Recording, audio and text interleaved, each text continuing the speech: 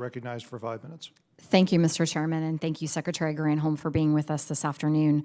I want to start with a line of questioning that occurred earlier in the hearing from my colleague from California, Mr. Bice, talking about the efficiency standards that are being put forward by the Department of Energy and the impact on consumers. You indicated that there is no push for you to eliminate any of these particular appliances or household items.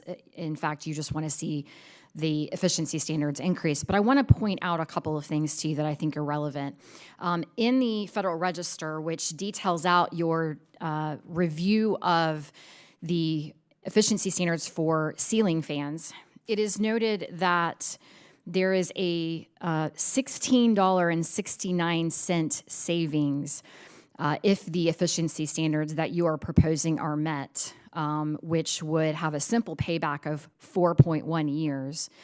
But what is not talked about in here, and by the way, the average ceiling fan lasts 10 years plus, so you're talking $1.69 for a consumer per year that they would save. But what's not being talked about is the impact on the manufacturing of these particular appliances. And in the document, it is stated that it is estimated that the industry would incur conversion costs of $107 million. That is an estimate.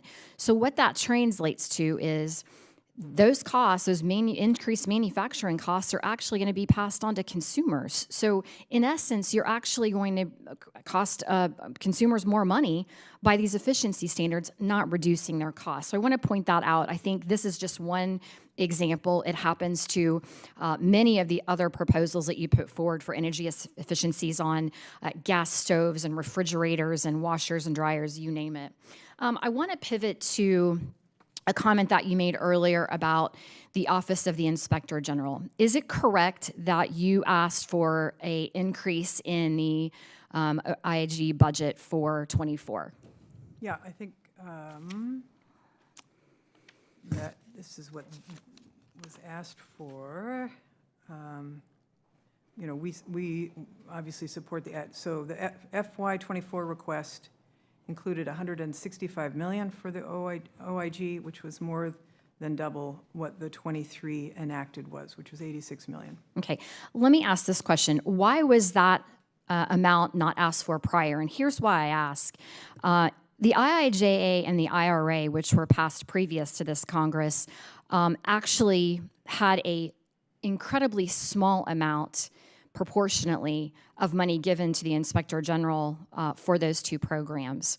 And let me give you a little bit of maybe background and numbers. Under the IIJA, CHIPS, and the IRA, Congress authorized or appropriated $127.5 billion to the DOE and increased the DOE's direct loan guarantee authority by $350 billion.